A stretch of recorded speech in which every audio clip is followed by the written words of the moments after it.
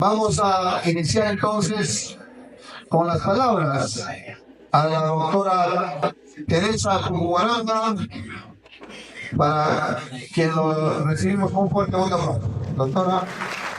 Muy buenos días con cada uno de los presentes en este magno recinto. Señor decano de la Facultad de Educación, doctor Marco Brandão, quien nos honra con su presencia desde el hermano país de Brasil, distinguidos directivos de la unidad de posgrado y colegas de la Facultad de Educación, asimismo estudiantes que nos honran con su presencia en esta calurosa mañana. Es un honor para mi persona dirigir estas palabras al iniciarse esta conferencia para un diplomado internacional en inteligencia artificial. Este diplomado está siendo organizado por la unidad de posgrado de la Facultad de Educación, con conocimiento de que esta es una herramienta actual que exige tanto a docentes como a estudiantes a involucrarnos en ella y a ser parte de nuestra vida cotidiana, pues hemos visto por conveniente realizar un diplomado de modo que nos brinde de todas las herramientas necesarias para que, como forjadores de educación del presente y del futuro, pues hagamos de ella parte de nuestra práctica pedagógica. Solo así estamos seguros, estimados colegas y estimados estudiantes, nosotros podemos afrontar a este mundo cambiante lleno de retos con uso de tecnología de actualidad. En ese sentido, permítame dar la más cordial bienvenida al doctor Marco Brandão. Por favor, el recinto lo recibe con un fuerte voto de aplausos, porque sabemos que vamos a aprender mucho de ellos. Entonces, están los jóvenes aquí ávidos de su presencia. Y bienvenido a cada uno de ustedes también, para que podamos sacar el mejor provecho y los mejores aprendizajes de este proceso formativo. Muchísimas gracias. Bien, continuando con este programa, vamos a darle la palabra a nuestro decano de la facultad, al doctor Rudecindo Momán Guaita, para quien le pedimos un fuerte voto de aplauso. Doctora Teresa Cucubaranda Espinosa, directora de la unidad de posgrado de la Facultad de Educación. Estimado doctor Marco Brandão, que nos complace con su presencia, colegas de la facultad, de otras facultades también de nuestra universidad y jóvenes estudiantes. Este año comenzamos con los eventos académicos internacionales a nivel de facultad, dirigido a nuestros docentes, a nuestros estudiantes, egresados, grupos de interés y también nuestros colegas administrativos. En esta oportunidad vamos a tener una conferencia inaugural como apertura de este diplomado internacional sobre la aplicación de la inteligencia artificial en los procesos educativos y también en el campo de la investigación. Todo maestro debe resolver por lo menos 7 preguntas principales antes de ingresar a un proceso pedagógico de enseñanza-aprendizaje. Debe definir en primer lugar para qué enseñar, para qué educar o para qué dirigir el aprendizaje. Ese para qué tiene que ver con los propósitos, el objetivo, hacia dónde dirigimos o vamos a dirigir un proceso educativo formativo. El segundo elemento, la interrogante, es ¿qué? ¿Qué es lo que vamos a enseñar? ¿Qué es lo que vamos a orientar que aprendan los estudiantes? Ese qué tiene que ver con los contenidos científicos, disciplinares, formativos también de aspecto personal, social, etc. El tercer elemento es el cómo. el cómo, tiene que ver con el método, con la estrategia, ¿no es cierto? En cuarto lugar, el con qué, o haciendo uso de qué recursos, medios, materiales. Y ahí entra en el cuarto componente todo ese campo amplio de la tecnología, todo el campo de los medios, recursos, materiales, didácticos, recursos educativos en general. Y seguramente ahí tiene mucho que ver la inteligencia artificial. Pero creo que va más allá de los medios y recursos que utilizamos en el proceso de enseñanza-aprendizaje. Por la magnitud, por la aplicación y por las implicancias que tiene en la educación y en la investigación en la actualidad.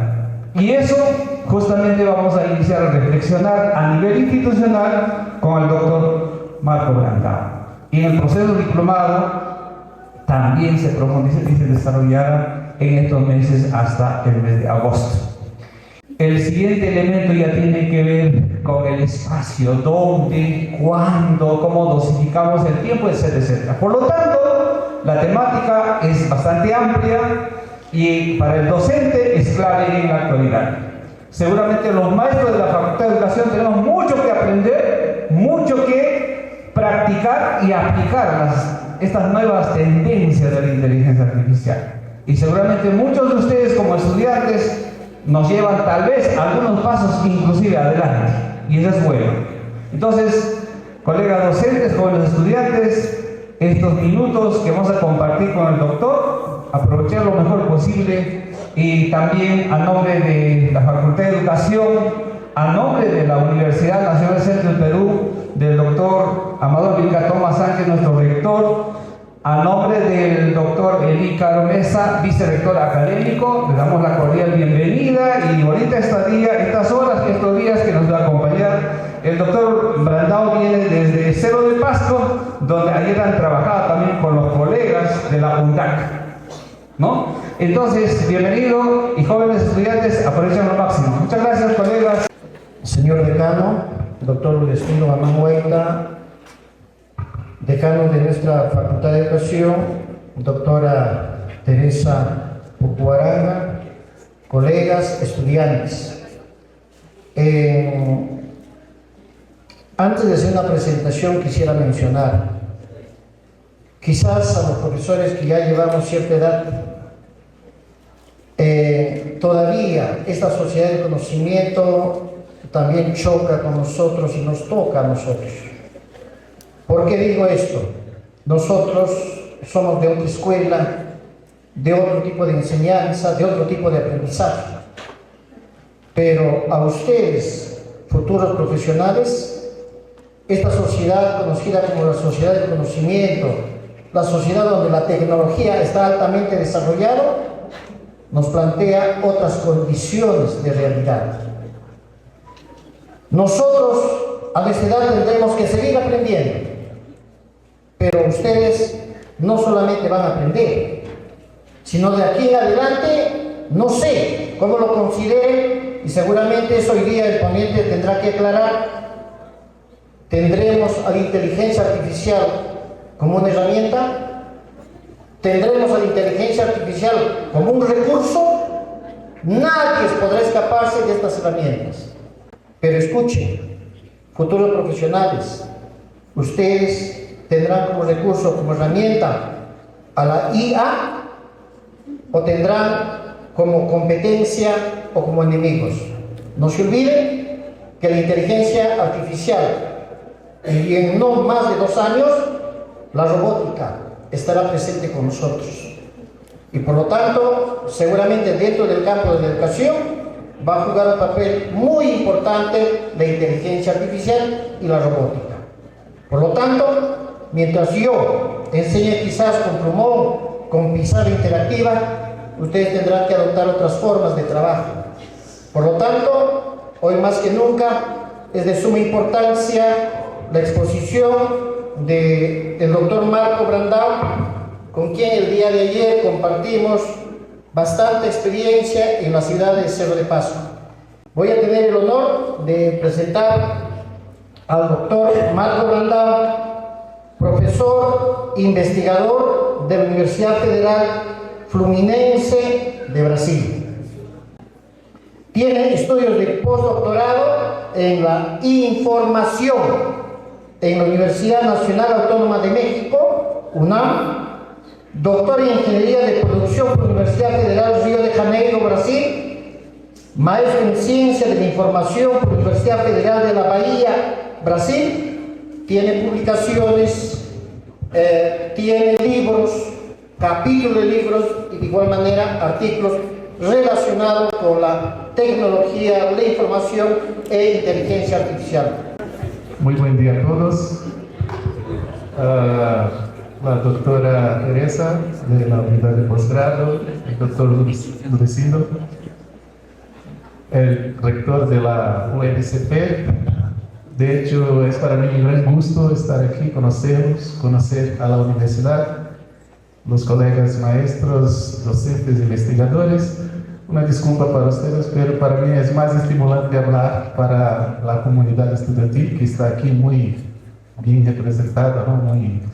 Tenemos un público muy caloroso y de hecho esta receptividad también calurosa nos hace más animados para una plática. No vamos a hablar de una clase, tampoco de una conferencia, pero una plática de este tema que abre este diplomado y que, bueno, no vamos a hablar de cosas que están ahí a 20 años, a 30 años, a 40 años, pero lo que pasa en los últimos 3 años en todo el mundo y que nos ha alcanzado de una parte con cierto ánimo también, pero de otra parte con una cierta preocupación.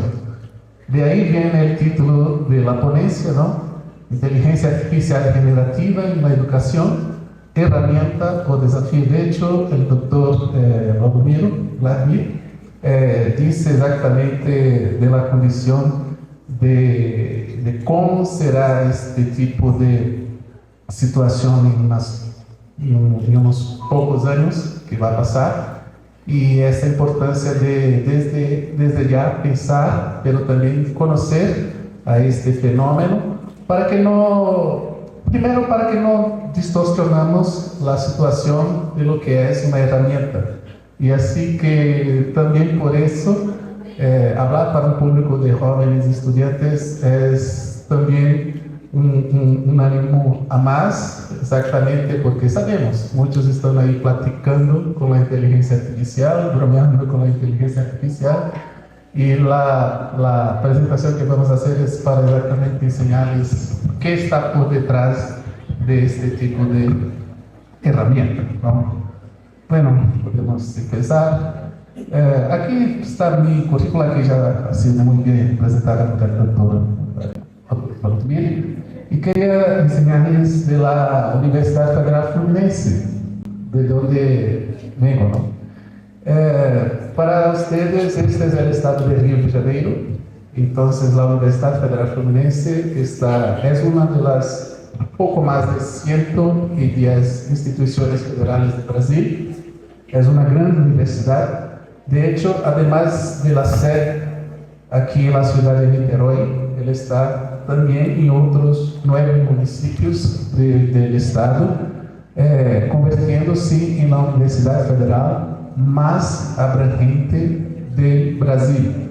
Es una universidad que tiene la presencia más grande en zonas geográficas y por así está. Ahí está el estado de Río de Janeiro con relación a Brasil, ¿no? Entonces, de ahí que venimos.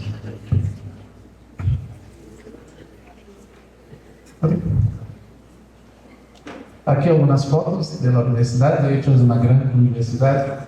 Y para aquellos que quieran visitar Niterói, Río de Janeiro, siéntanse invitados. Puede pasar. Y bueno, empezando también por una frase que fue dicha hace poco en esta presentación, ¿no? Y de ahí vamos a impartir, empezar nuestras reflexiones, De hecho, la inteligencia artificial y las tecnologías de modo general siempre vinieron acompañadas con un cierto grado de preocupación con relación no solamente a lo que significa para los humanos este impacto tecnológico en demasiados lugares relacionados a empleos, a situaciones de condiciones de trabajo y así por delante, como también a los cambios que serán provocados o que ya lo provocan en las profesiones.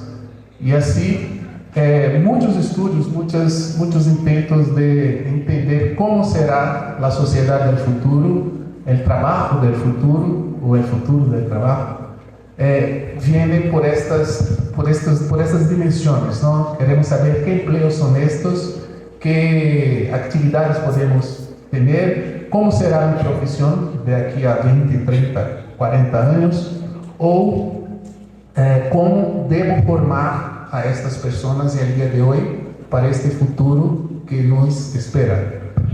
Y así que muchos estudiosos hacen la mirada hacia el futuro, intentando predecir cuáles serán los empleos, cuáles serán las actividades, cómo serán las situaciones, las condiciones del futuro. Y todos los ejercicios de predicciones no han sido eficientes. No logramos saber cómo será de aquí hacia unos años más las condiciones sociales de existencia y de trabajo. Sin embargo, ya sabemos que algunas competencias o algunas condiciones serán necesarias basándose en los cambios acontecidos en las décadas recientes. Y uno de ellos, de hecho, es la inteligencia artificial. Ya sabemos que si por algún momento pensamos que las máquinas iban a reemplazar por la carga de nuestros músculos, por la carga de nuestras actividades físicas, es cierto que un robot puede cargar mucho más peso, una máquina puede jalar mucho más tierra, entonces esto no va a ser hecho por un humano, o por lo menos no de forma eficiente como una máquina. Por otro, pensábamos que en los años 90, por ejemplo, que las capacidades cognitivas humanas nunca serían reemplazadas por una máquina. Y no es lo que está sucediendo. Y así que creo que todos conocen al próximo.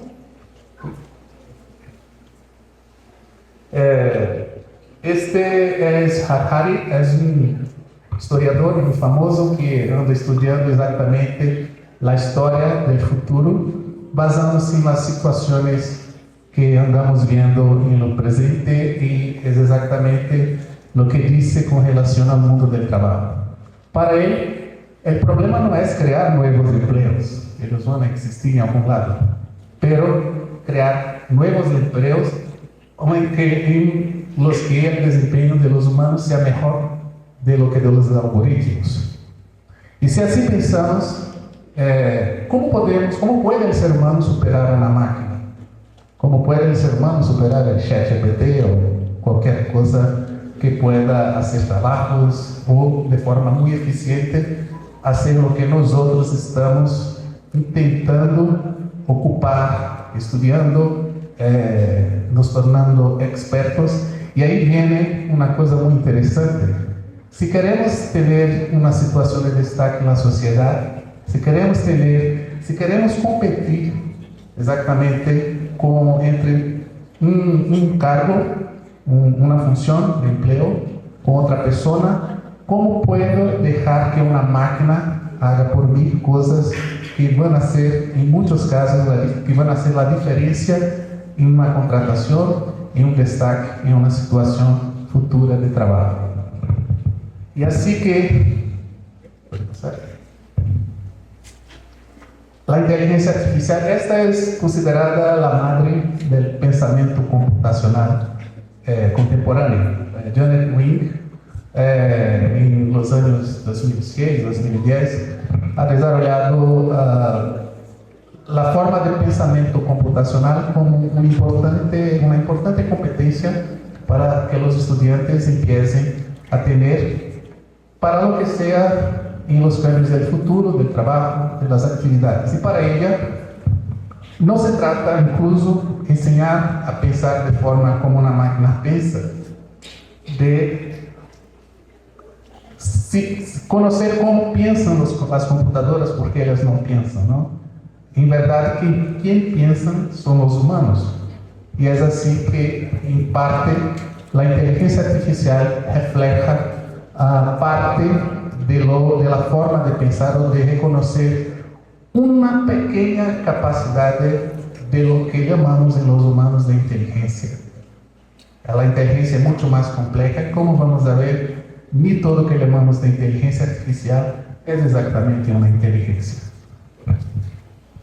Bueno, estos son los 4 tiempos del avance de la sociedad, de la economía, ¿no? Y aquí estamos viendo exactamente hoy en día lo que llamamos de industria 1.0, 2.0, 3.0, una relacionada a la mecanización, otra relacionada a la electricidad, la otra relacionada a la automación con computadoras y electrónicos, y en la última están exactamente los tiempos contemporáneos, donde vemos que además de los componentes electrónicos, mecánicos, de electricidad, está ahí algunas situaciones nuevas que impactan no solamente la forma de se trabajar en la contemporaneidad, como también nuevos trabajos, nuevas condiciones de trabajo. Y así que, oye, y así que este proceso que llamamos de transformación digital no está solamente el cambio de cosas que ya hacemos tras años a lo digital. No es solamente tener en el lugar del marco de una clase un marco digital, no es solamente esto. O no usamos más papeles para escribir y usamos nuestros notepads o cualquier cosa. Estamos hablando de cambios que antes no serían pensables, y razón por las cuales la transformación digital no es solamente convertir al digital antiguos procesos, antiguas formas de hacer las cosas. Estamos hablando de que la transformación digital involucra la convergencia de muchos aparatos que antes no estaban ahí dispuestos para, por ejemplo, ya no logro más leer un texto en papel sin tener en mi cabeza un comando de find, ¿no? Buscamos palabras en un texto electrónico de forma muy sencilla, y cuando lo tomamos en un papel, bueno, por lo mismo quiero tenerlo. Y estas herramientas, ¿no?, están ahí alrededor de un gran entorno de niveles de capacidad. Es decir, estamos hablando no solamente de cambios con relación a lo que ya hacíamos, como también a cosas que tampoco teníamos idea de un día iba a pasar. Bien, entre todas las tecnologías existentes, ya se sabe que el futuro apunta para estas 3 tendencias con relación a lo que va a ser o los próximos tiempos de la inteligencia artificial. La primera es exactamente la Internet de las Cosas, es decir, un conjunto de sensores que ya están ahí en ciudades, en casas, en nuestros teléfonos, en nuestros relojes. Es decir, estamos ahí informando datos y más datos, información y más información por distintos medios que tampoco nos hacemos tan conscientes.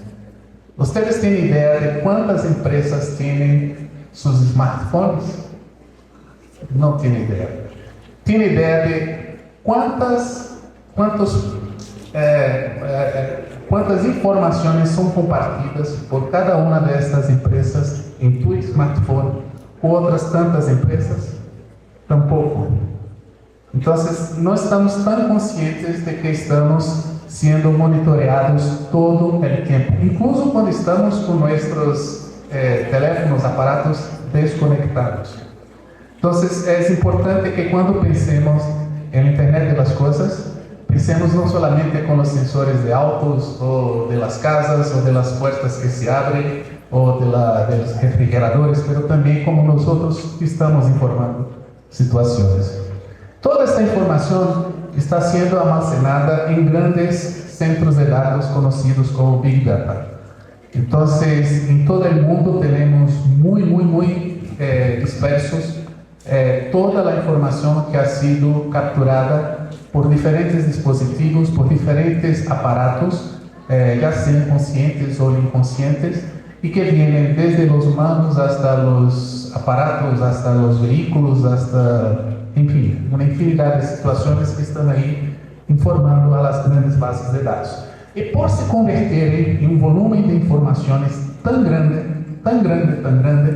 que la mente humana no tiene condiciones de gerenciar toda esta información. Por esta razón es que se ha usado exactamente la inteligencia artificial para ordenar esta información o jalar aquello que nosotros humanos necesitamos de estas grandes potencias de datos.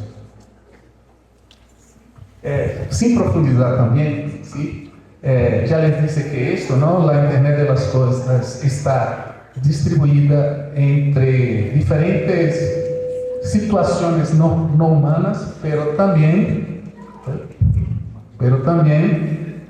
nosotros humanos tenemos ahí una infinidad de cosas que estamos procesando con relación a este gran Big Data, ¿ok? Los Big Data, a su vez, ordenan datos de diferentes naturalezas, desde de redes de investigación, de análisis, de volumen, de visualización y así por delante, hasta que tenemos en este entorno a esto que llamamos de inteligencia artificial.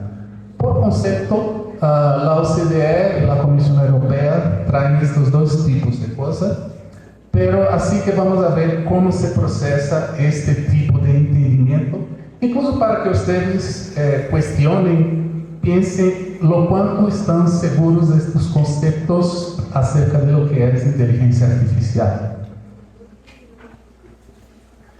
Bueno, en primero no podemos hablar de una sola inteligencia artificial, sino que dos. La primera, podemos clasificar la inteligencia artificial según su capacidad y la segunda según su funcionalidad. Según su capacidad, podemos clasificar en tres las inteligencias artificiales. La primera es la estrecha, que es una inteligencia limitada y fue diseñada para hacer tareas específicas, es decir, no tiene muy aprendizado, ni conciencia, ni comprensión. Es difícil usar, para mí es difícil usar esta palabra comprensión, pero se tratando de una máquina, la comprensión solamente no se da a los humanos.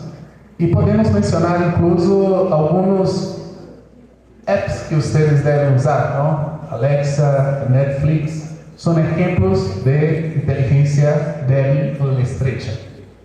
La segunda es la inteligencia general, que es aquella que tiene la capacidad de aprender y realizar cualquier tarea intelectual humana. Y ahí sí estamos hablando de estos nuevos chatbots, destacadamente el ChatGPT, que ha sido un gran ejemplo de esta clasificación de inteligencia artificial según su capacidad. Al fin tenemos la inteligencia artificial superinteligente, que es una ficción, que superaría la inteligencia humana en todos los aspectos. Sería el Ultron, ¿no? Pero no creo que lleguemos a este punto. Y tiene algunos objetos que ya alcanza a la inteligencia artificial general. Pero así que no es difícil hablar también que no será posible una máquina superinteligente, pero hasta el momento es difícil creer que tenga este tipo de posibilidad debido a los conceptos que vamos a presentar más adelante. Según su funcionalidad, la inteligencia artificial tiene estas cuatro clasificaciones. La primera es la reactiva, que no tiene memoria ni aprende del pasado, Y ahí estamos usando como ejemplo la computadora que ha derrotado al Kasparov. Todos, no sé si se acuerdan, ha sido el primero gano, ¿sí? De la inteligencia artificial. Pero miren, estamos hablando de una inteligencia bien sencilla, bien básica. La segunda es según su funcionalidad, con memoria limitada, que aprende con datos pasados por un tiempo limitado, y vamos a ver qué tiempo es este, pero también es muy usada en coches autónomos y sistemas de predicción, y ahí sí estamos hablando de estos conocidos ChatGPT, DeepSeek, Copilot, Gemini, y así se va. También tenemos la inteligencia artificial como teoría de la mente, que es capacidad de comprender emociones, creencias, pensamientos, no sé. Yo creo que sea esta condición de un algoritmo. Y por fin, la inteligencia artificial autoconsciente, esta sí, absolutamente ficcional, que solo existe en los cines. Por favor. ¿Qué es la inteligencia artificial generativa, por lo tanto, y cómo funciona? Podemos hablar que este concepto tiene algo de magia, incluso porque usamos una palabra que hasta poco tiempo solamente los humanos la cargaron, o cuando mucho los animales, porque sabemos que los animales, como seres vivos, son inteligentes. La naturaleza es inteligente. Pero, ¿cómo decir que una máquina puede superar a estas dos condiciones? Este es el considerado el padre de la inteligencia artificial. Joseph Weissenbaum es un alemán, y sus experimentos desde los años 40 dieron origen a estos conceptos o a estas condiciones que entendemos de una máquina pensar como un ser humano. Sin embargo, él estaba muy consciente de que ella jamás superaría las condiciones humanas, y por esto ha usado esta frase en una de sus conferencias. Una vez que un determinado programa es desmascarado, una vez que sus mecanismos internos son explicados en un lenguaje lo suficientemente simple para permitir la comprensión, su magia se desvanece. Entonces, creo que voy a decirles que no adelanta decir gracias a ChatGPT después que le da una respuesta buena, y tampoco a creer que va a ser su terapeuta en cuanto practica. No es esto que estamos hablando. Y así que podemos avanzar. Claro, Weissenbaum es uno entre muchos colaboradores de este fenómeno que desde los años 40 empieza y desde allá va a alcanzar nuestros tiempos recientes con estas nuevas herramientas que asombran, que preocupan, pero también que se convierten en grandes desafíos, en grandes retos para nosotros humanos y nuestras condiciones de trabajo. Hay algo curioso en Weissenbaum, porque, como dije antes, no creía que la inteligencia artificial superaría las condiciones humanas, pero sus experimentos generaron una cosa a que llamamos un fenómeno muy reciente, pero que es muy interesante y que vamos a explicar rápidamente en esta exposición. Weissenbaum desarrolló primero un chatbot en los años 40 llamado Elisa. Elisa en verdad era el nombre de su secretaria, a quien le probó por la primera vez una charla con el chatbot. Y aquí está un recorte exactamente de su experimento.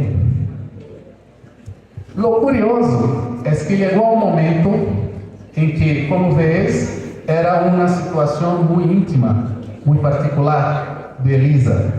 Y hubo un momento que ella pidió a su jefe, el Dr. Weissenbaum, que saliese de la sala porque estaba teniendo una plática muy íntima con el chatbot.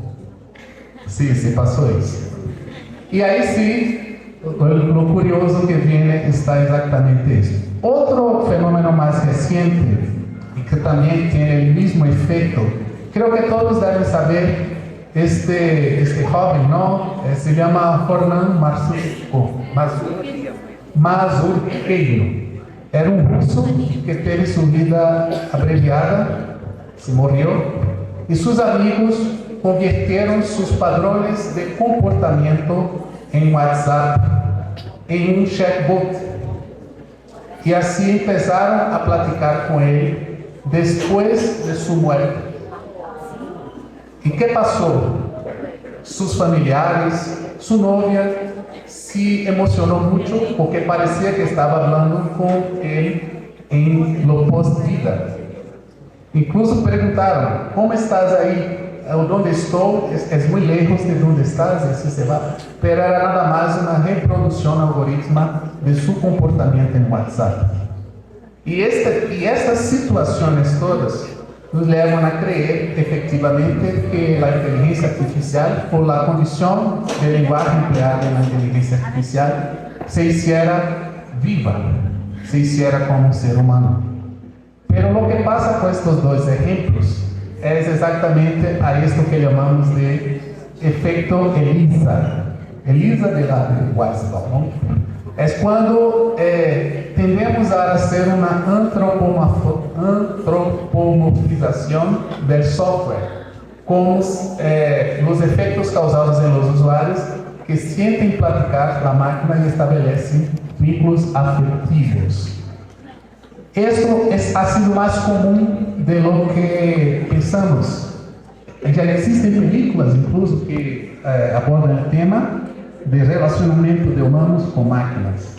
Sí. Y este efecto se refiere a otras condiciones incluso humanas, pero no tiene nada que ver con la máquina. Y ahí empezamos a destronar la magia. Ese es el modelo de lenguaje de Elisa.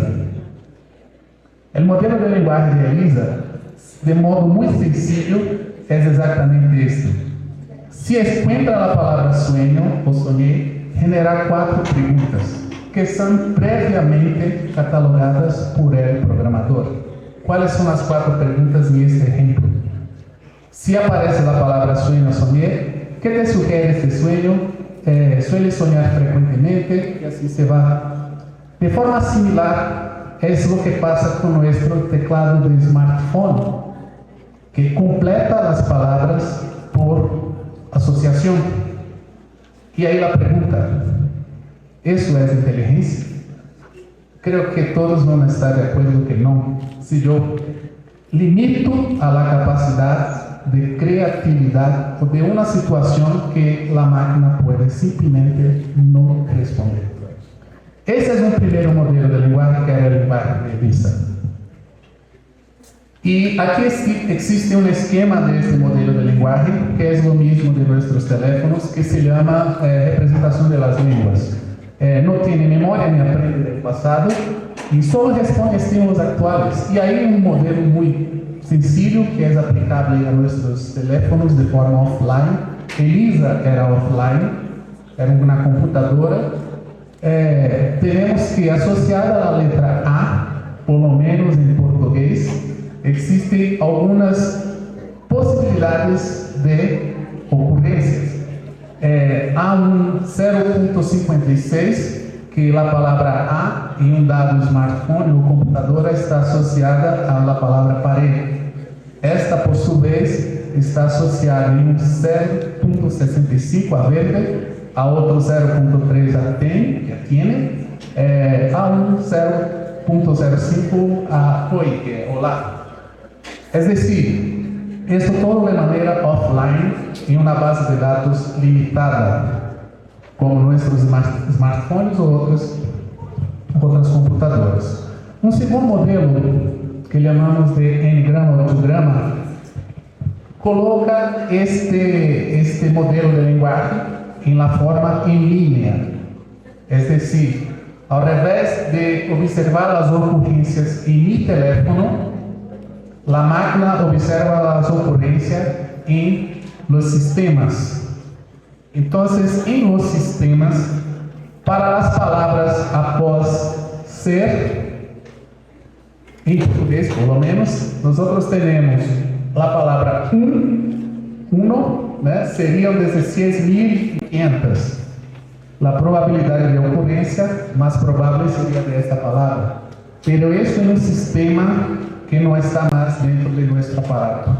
Él hace comparaciones alrededor de todos los otros. Así como la palabra o es la segunda ocurrencia y así por delante. Es decir, salgo de la referencia de mi aparato para la referencia de un sistema.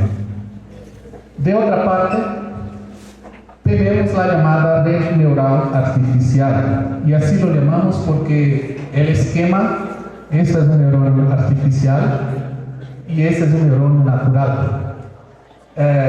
Además de la similitud que se parecen los esquemas, la red neural artificial tiene la capacidad de comprensión de emociones, creencias, pensamientos de otros seres, y está en desarrollo en los campos de la robótica social. A este neuronio artificial llamamos de perceptrón. ¿Ok? ¿Y cómo funciona el perceptrón? Cada perceptrón es una camada, es un nivel de entendimiento de un dato. Y este dato ocurre de diferentes maneras. Les voy a comentar un ejemplo muy sencillo y muy factual, exactamente para que entiendan por qué una máquina no tiene sentimientos o creencias. ¿Sí? En un texto cualquiera, si ustedes tienen una situación de, oye, este texto está bueno, o este libro es bueno, o esta película es buena, en fin, un sistema como el ChatGPT va a hacer un rastreo en todas las bases, en todos los sistemas, para entender lo que comentan o las opiniones de las personas. Y si ella ubica, por ejemplo, que entre las palabras positivas y entre las palabras negativas há un significado mayor de cosas positivas, va a entender o tener sentimientos buenos con relación a aquel texto, a aquela cosa que estás aí pedindo apreciar. E há um cálculo, sim, aí resulta de uma formação algorítmica que não é solamente o conteúdo de palavras positivas, pero el contexto en el que ellas aparecen. Y así que el perceptrón hace este cálculo, que no vamos a profundizar, por supuesto. Sin embargo, lo que puedo decir es que si su referencia es de una situación mayor que 0.5, la percepción es una, si es menor, la percepción es otra. Y es esto que nos hace creer que el chatbot está reaccionando emotivamente a nuestras preguntas, a nuestras situaciones. Por eso que no adelanto agradecer, porque un agradecimiento va a entrar en esta relación y el ChatGPT va a hacer este cálculo exactamente para entender que la palabra gracias, entre todas las ocurrencias del Internet, significa algo positivo, pero no está entendiendo exactamente lo que es ser positivo desde el punto de vista humano.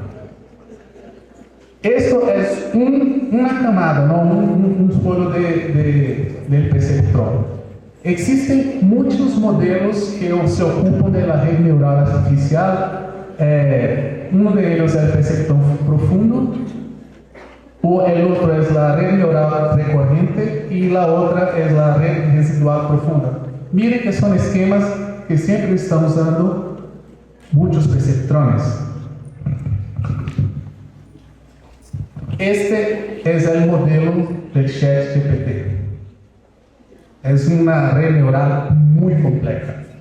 Además de tener esto, tiene esta situación aquí que ella enfoca en ciertas situaciones. Aquellos que ya han tenido experiencia de probar el ChatGPT saben que puede regresar a cierto punto de la plática para pedir, oye, con relación a lo que dijiste sobre el fenómeno de los campos energéticos y no sé qué tiene que ver con esto que acabas de comentar? Entonces él va a salir de la punta hasta aquí para enfocar lo que dijo.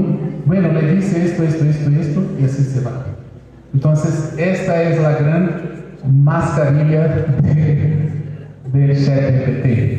Y así que podemos hablar que él tiene no solamente 175 mil millones de parámetros que procesa por segundo a través de 96 capas de perceptrons.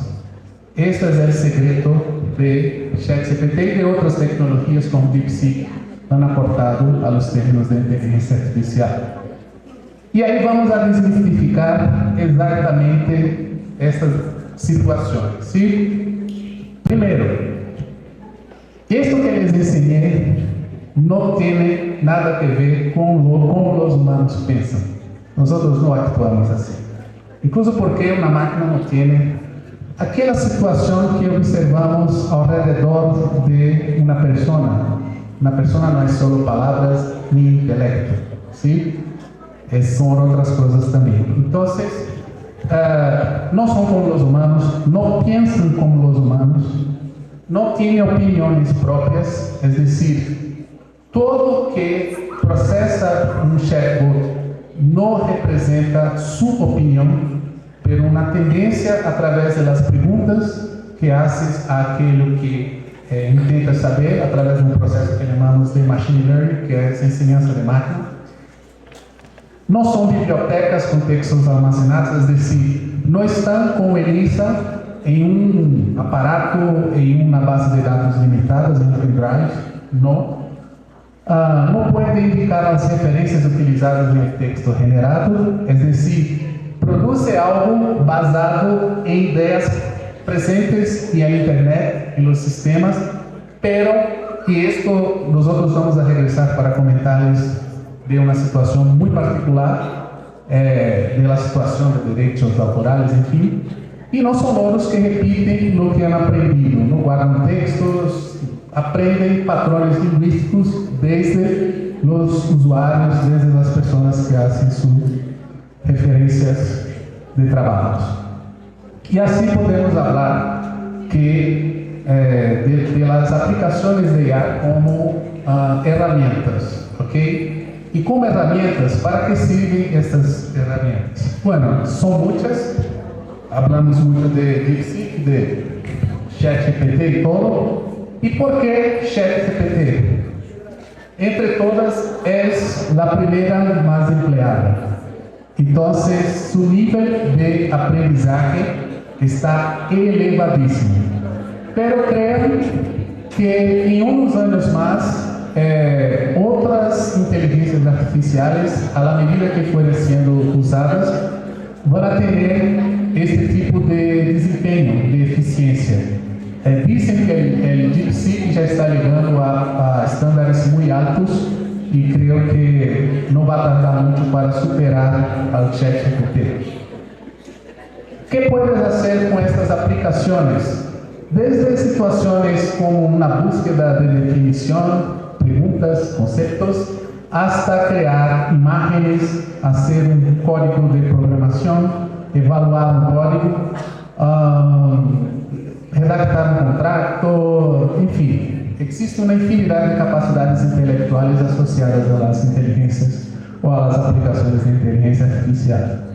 Y curiosamente, de ahí empiezan también los riesgos, ¿no?, de un uso no tan consciente de estas herramientas.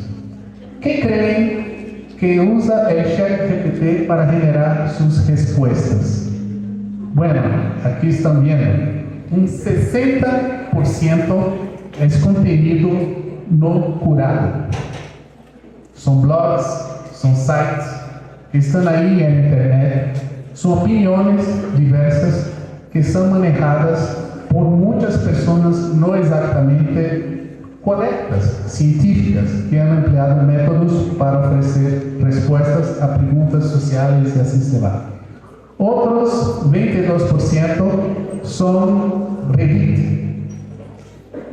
16% libros, y debo decirles, no son libros científicos, ¿sí? Son libros en lo general, de ficción, no ficción, artigos académicos y así por delante, que pueden o no ser revisados. Un 3% Wikipedia. Además de estas situaciones, todo este contenido está en inglés. Es decir, el ChatGPT ocupa sus respuestas basadas más en producciones de texto o de situaciones en inglés de otros idiomas. El portugués, por ejemplo, es 0.5. Entonces sabe menos de la cultura de los países de lengua portuguesa.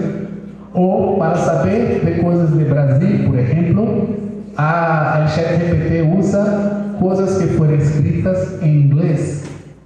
Entonces, de ahí empiezan las situaciones. Solo para recordar que aquello que han visto allá está en estas 96 capas haciendo estas relaciones con conformidad que es lo que pasa.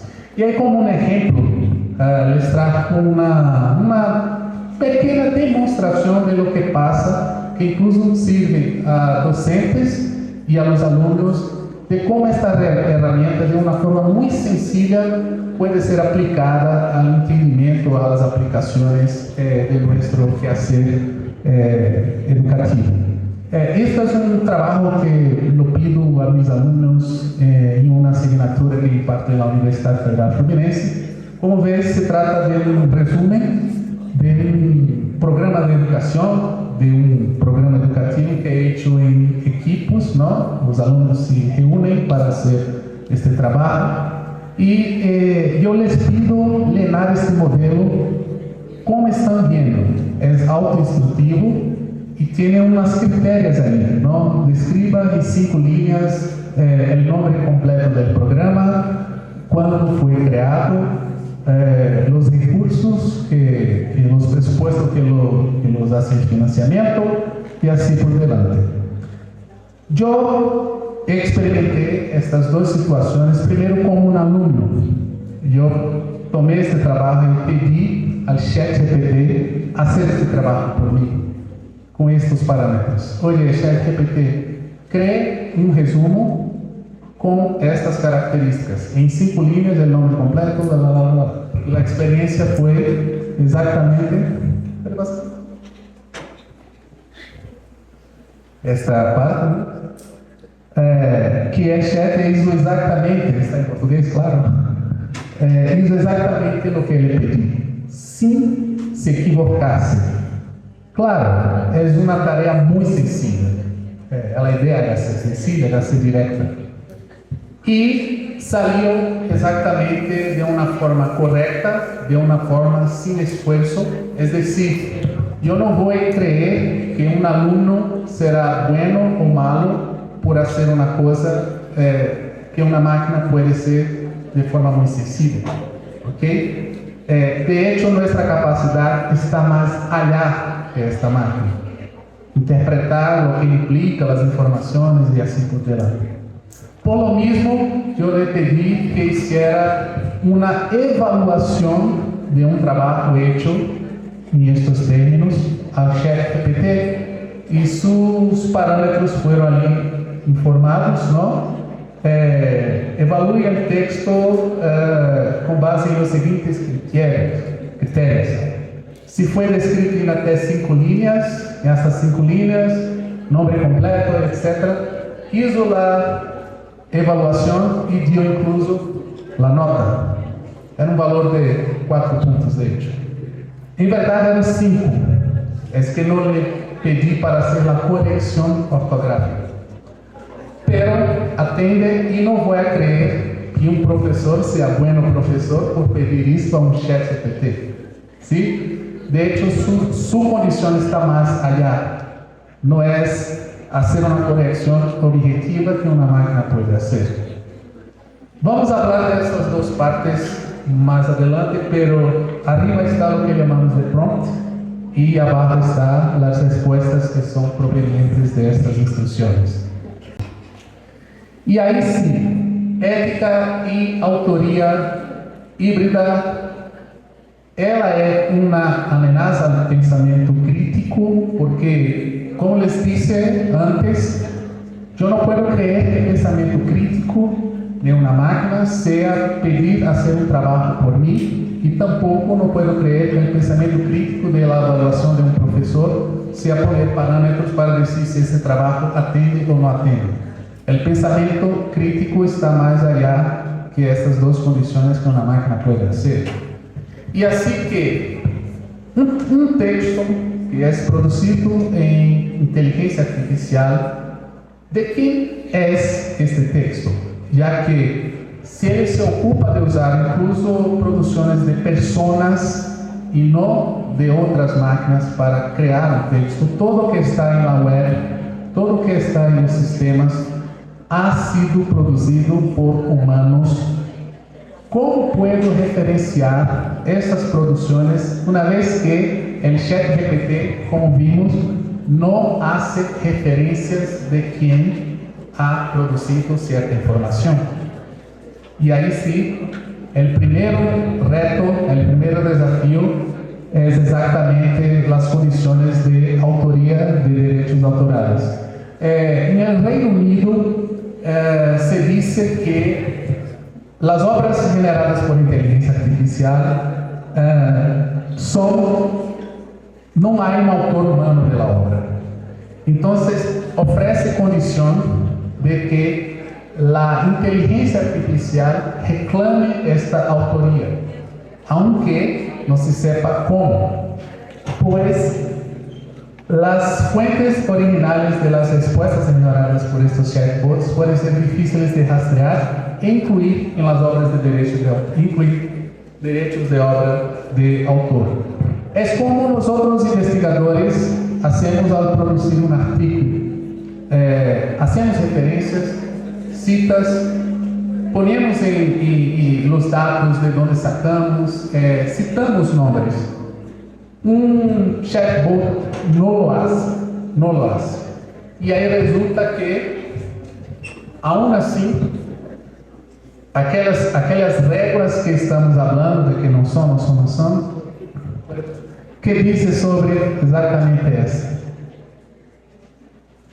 Esse é o complicado de se pensar em uma autoria ética através de um sistema de inteligência artificial.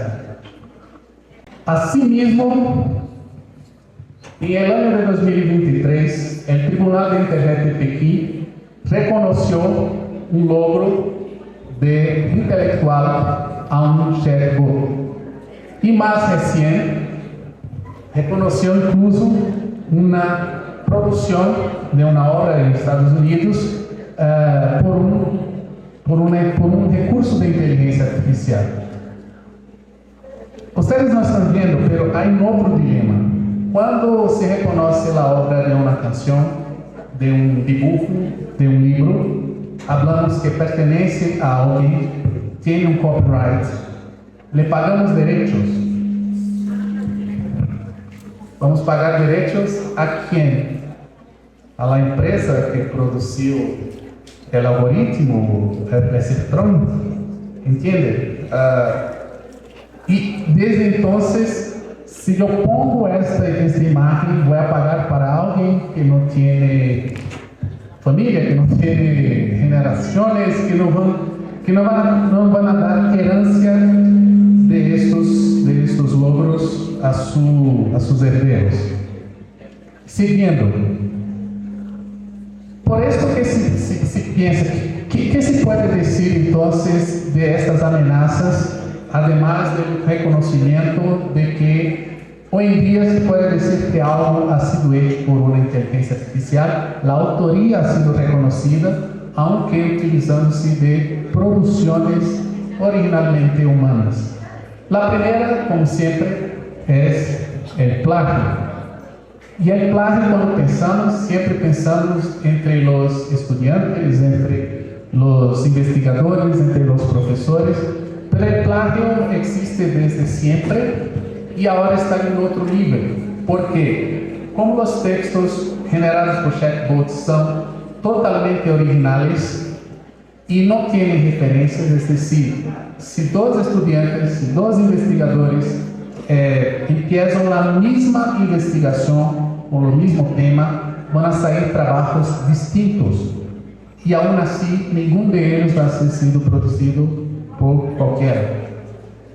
Es decir, esta situación de plagio ha llegado a un nivel que, de hecho, ahí tenemos que usar detectores de plagio y así otras herramientas, que no será el tema de esta ponencia, pero en otra oportunidad vamos a hablar de otras situaciones. También este es otro desafío que incluso nos impone a los docentes. Aquí estamos hablando de muchos de la Facultad de Educación, de esta situación de lo que llamamos de cognitive offloading, que es una flojera intelectual, una flojera basada en la condición de que en aquella tarea que les dice, si un estudiante hace un prompt, pues sale el trabajo. Entonces yo no necesito ocuparme con ciertas tareas si tengo una máquina todo el tiempo resolviendo. Y mire ustedes, como bien lo dijo el doctor Vladimir, si yo dejo a una máquina hacer las cosas por mí, ¿cómo puedo esperar tener un empleo en el futuro? ¿Cómo puedo esperar? ¿Qué diferente voy a hacer de una máquina o de otra persona si ya no logro tampoco pensar por mí mismo? O pensar de forma creativa o pensar de forma desasociativa, es decir, Thomas Edison ya decía, ¿no? Cuando criticado por alguna idea muy avanzada, no se te olvides que una, ¿cómo se llama? Sube contra el viento, ¿no? Entonces, es estas condiciones que nosotros humanos todavía tenemos. Y así, si yo dejo la tecnología manejar todo lo que yo incluso puedo hacer, no tendré creatividad para salir de las capacidades que una máquina me puede proveer. Y si una máquina puede proveer, ella puede proveer a todos. No va a haber distinción entre las dos personas que van a hacer el mismo trabajo, la calidad que va a distinguir una persona de otra, pero la calidad de la respuesta de un recurso de inteligencia artificial de otro, del uso, nada más.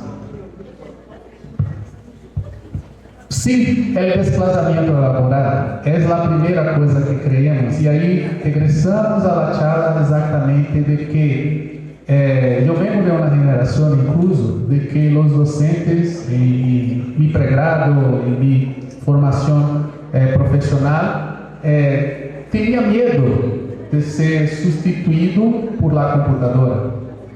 No, la computadora va a reemplazar al profesor y todo. Y estos discursos, crean, vienen hasta la fecha exactamente por este miedo, ¿no? De que la máquina, haciendo cosas mejores que nosotros suponemos, nos va a reemplazar. Cuando la situación es entender las limitaciones que esto causa, incluso en las capacidades de que fueron definidas para ser, y innovar, ¿no? De hecho, la palabra de hoy es innovación personal, innovación laboral.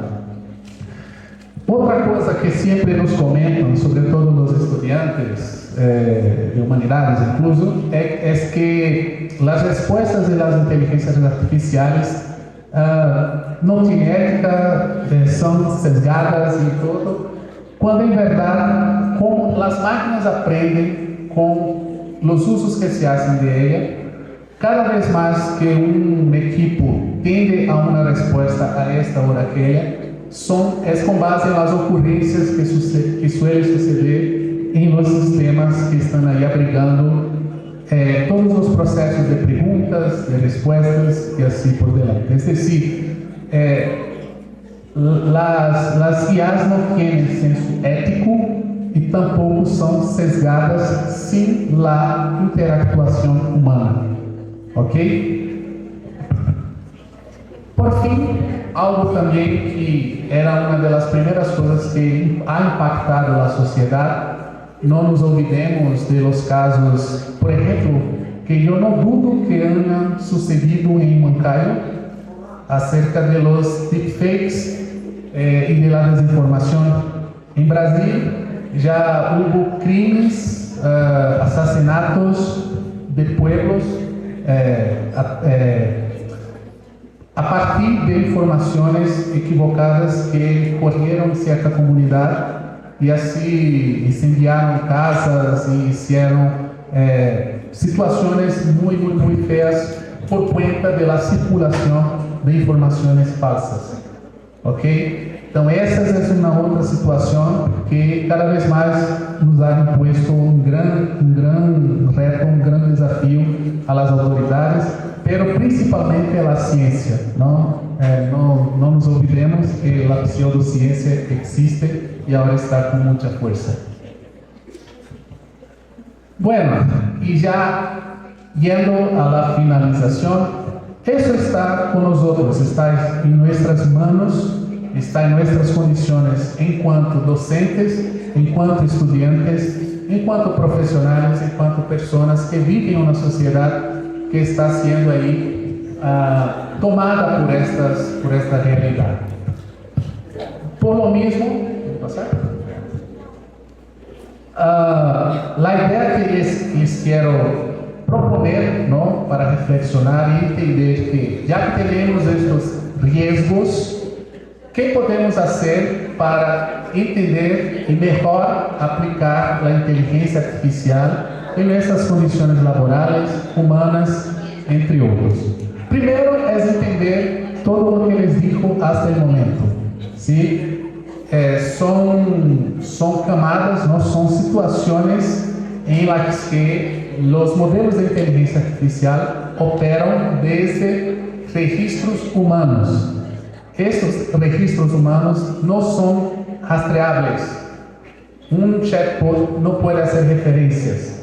Él crea un texto, algo que ha sido producido por una o más personas y se le informa como si fuera él, ¿tá? Entonces, ¿cómo operar basado en estas condiciones? Le decimos que la ingeniería de prompts es saber hacer instrucciones para obtener buenas respuestas al ChatGPT. Y de ahí que para eso existen muchos modelos de ingeniería de prompts. Yo creo que en el diplomado van a hacer este tipo de explotación para entender cómo emplear mejor los profesores y los alumnos los comandos para las instrucciones para obtener un buen provecho de la tecnología de inteligencia artificial. Por ahora, yo les recomiendo que todos aquellos modelos deben aportar básicamente estos 5 ítems, ¿sí? La instrucción clara, el contexto de la instrucción, los ejemplos que pueden ser solicitados, la especificación y las informaciones adicionales para obtener la respuesta exacta a lo que es preguntado. Este es un modelo, ¿sí?, básico que desde este se puede desarrollar todos los otros. De aquí yo les comento, incluso esto aquí ha sido obtenido por el propio ChatGPT, es decir, el ChatGPT les enseña cómo hacer una buena ingeniería de prompts. Y aquí tiene las instrucciones. Yo le pedí para hacer una instrucción de cómo empezar una investigación.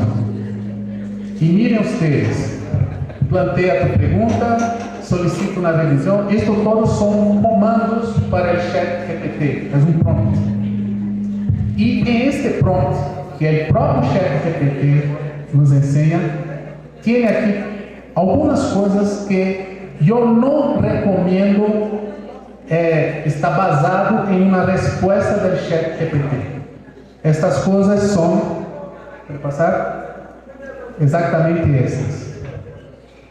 Estas son condiciones tan humanas que yo no esperaría ninguno de ustedes pedir a una máquina hacer. No voy a explicar todas, pero esta aquí me parece, me suele la más pesada, ¿sí? La última indicación de prompt del ChatGPT es que tú solicitas sugerencias para futuras investigaciones. ¿Cómo puedo pedir a una máquina me diga qué va a ser interesante a mi curiosidad? ¿Entienden? Esta es una condición humana irrevogable. Ningún investigador es investigador de un campo, de una área. La elección de ustedes por sus carreras no fue algo que le pidieron, así muy por lo contrario, ¿no? Tal vez si lo escuchamos a nuestros padres estaríamos en otra decisión de carrera, de situación. Mucho de lo que de las escojas de nosotros, de las decisiones de nosotros, están basados en experiencias, en sentimientos. A los investigadores más maduros, ¿no? Más experientes, están basados en observaciones a lo largo de su vida, de su historial académico, para entender qué tendencias, qué curioso, qué impacto puede causar ciertas situaciones, ciertos fenómenos en la contemporaneidad. Entonces yo no voy a esperar que una máquina me diga qué debo estudiar a partir de ahora. Y así son como las otras situaciones que están ahí destacadas. Por fin, y ya cerrando, ¿qué podemos pensar del futuro de la educación ante el avance de la inteligencia artificial? En primero, ¿sí puede pasar? Como yo termino como empecé. Las respuestas son complejas. Todas las predicciones que todos los investigadores, todos los estudiosos, están aquí, muchas autoridades de la área de educación, hicieron sobre el impacto de la tecnología en la educación, no han se convertido exactamente como esperaban, ¿no? Los cambios están sucediendo, muchas cosas entraron, salieron, se naturalizaron y otras están por venir. Y nosotros tenemos que estar no exactamente en una postura combativa, pero tampoco en una postura alienada. Miren ustedes que entre todo eso, platicando con muchos colegas, amigos, ahora algunos países están regresando a los libros de papel. Países que empezaron incluso con el uso masivo de tecnologías, de laptops, etc. Y uno de mis amigos me dijo, bueno, yo soy favorable, por mí todo era digital. Y yo les retruqué, bueno, me parece más ecológico reciclar papel que producir baterías de litio. Porque estos equipos necesitan de baterías, de electricidad y todo. Ah, verdad. Bueno, entonces, por esa razón es que cuando pensamos en estos cambios y en todo que va a venir de la tecnología, debemos tener este cuidado de no ofrecer respuestas listas y tampoco tener posturas que son absolutamente entusiasmadas, pero tampoco combativas, porque eso va a venir y es lo que está ahí por suceder, ¿ok? ¿Y qué podemos decir entonces de esas condiciones? En Brasil empezó, sobre todo después de la pandemia, una discusión muy fuerte sobre la presencia de la enseñanza a distancia irrestricta. Y eso es este punto de que no se puede ser tan entusiasta, porque no va a haber formaciones en absoluto en el formato a distancia. En particular porque existen situaciones de curso aquí que yo he visto que tiene pregrados de educación física. ¿Cómo podemos formarnos educadores físicos a través de la enseñanza a distancia? No sé, creo que eso no me parece bien. Un médico o una situación, ¿cómo se construye un puente sin modelos reales? Entonces, lo que puedo decirles es que no habrá una absoluta adopción de este modelo de enseñanza, pero sí una integración entre algunos componentes de este modelo con otros con función presencial. Asimismo, también devemos ter em conta de que os processos educativos não são unicamente adição de informação. Muitos colegas, muitos profissionais entendem que impartir uma classe é meter-se a uma sala, oferecer um texto e depois cobrar esta informação em uma prova, em um trabalho. Isto é instrução, ok? La podemos obtener leyendo un manual, un guión. El trabajo del docente es otro. Es hacer exactamente una máquina puede instruir. Entonces, el profesor debe superar esta posición de instrucción, no que no sea importante, pero no debe ser lo único que debe hacer en una clase. Y ahí sí, reaprender quiere mencionar lo que significa educar. Implica competencias más amplias.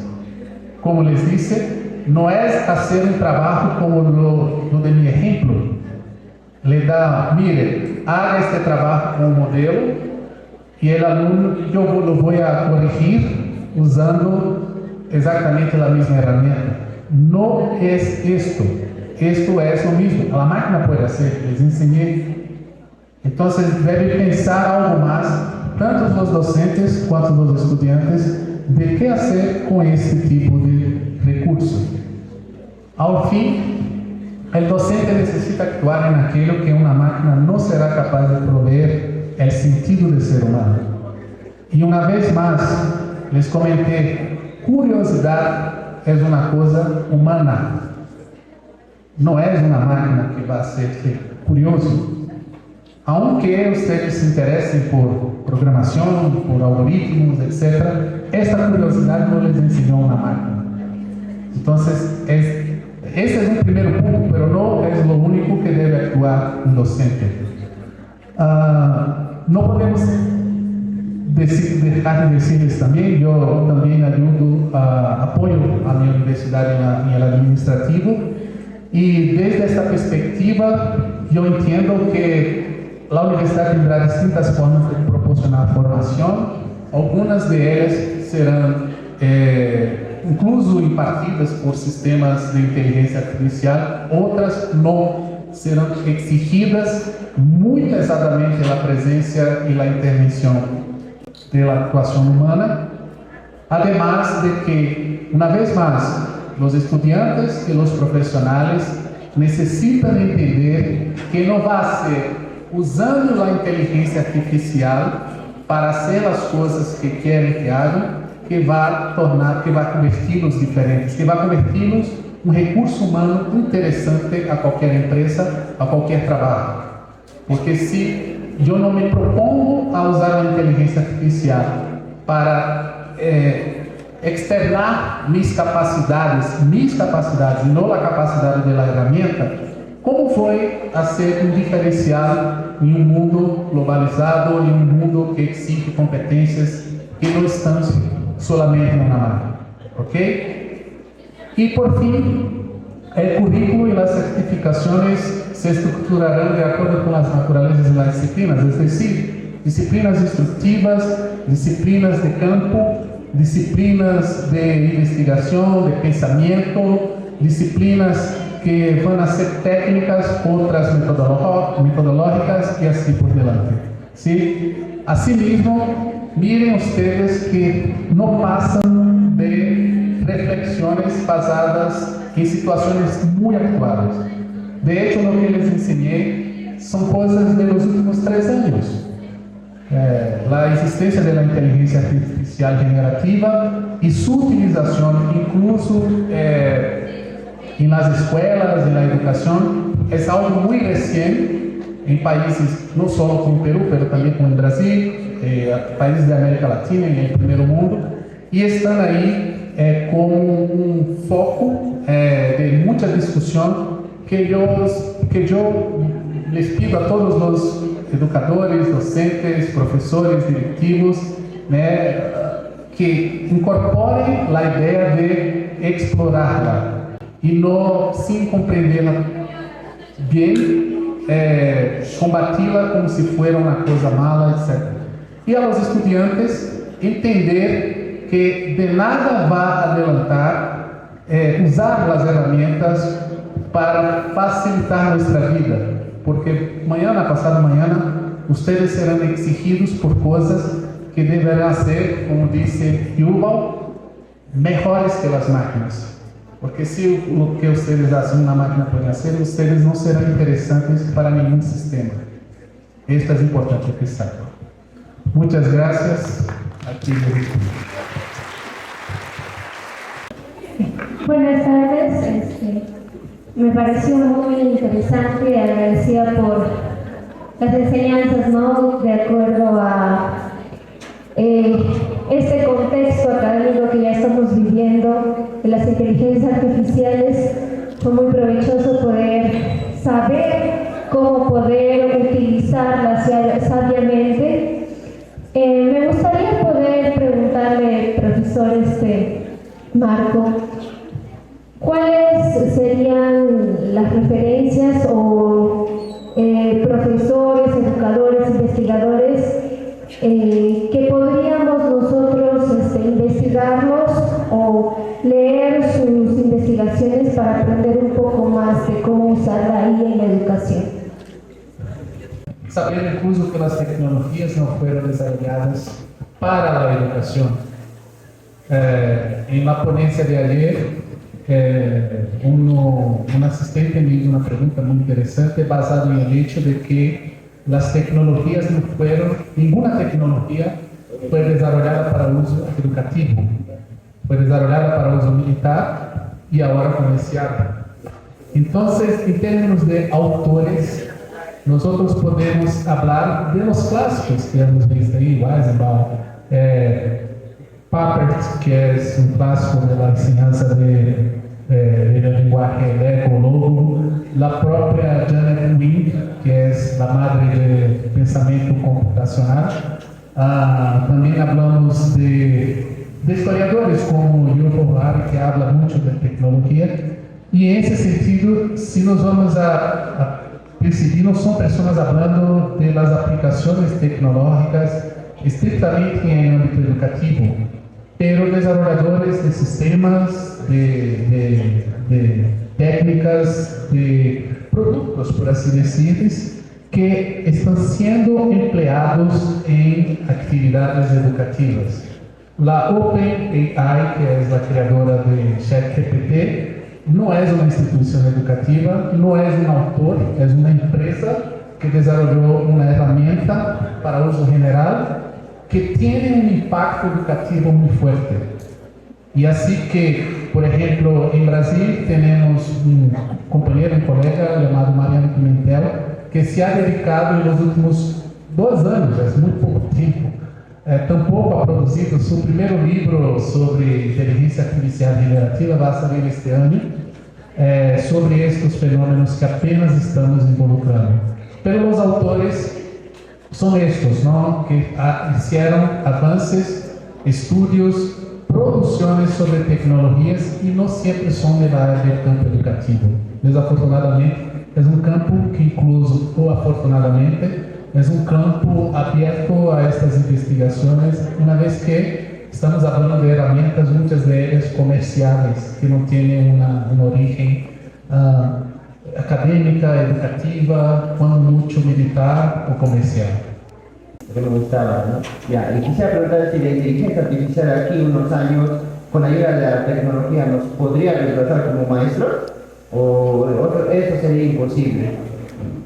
Bueno, de hecho esto ya se pasa, ¿no? Ya tenemos un modelo de EAD, ¿no? De enseñanza a distancia, que son los llamados cursos autoinstructivos, que te metes ahí y tienes un tiempo, un conteo, ¿no? Que cuenta ahí para que lea las instrucciones, proceda a las actividades. Muchas veces tienes ahí un chef que responde como si fuera un atendimiento de empresa, ¿no? Muchas empresas usan esto y ¿cuál es tu problema? Si marcas a una operadora de telefonía, se va a practicar antes de todo con una máquina.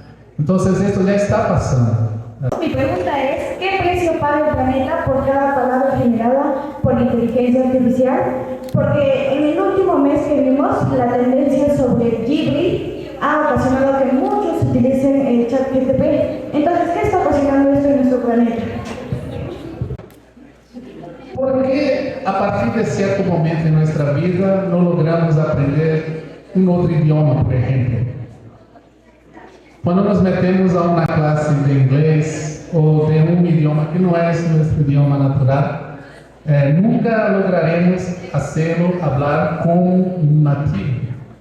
Y cuando piensas, ¿cómo es que un nativo aprende a hablar? No es por reglas, no es por alguien enseñando, la palabra es esta, la palabra es esta. Aprendes por imitación, por la cantidad de cosas que están a tu alrededor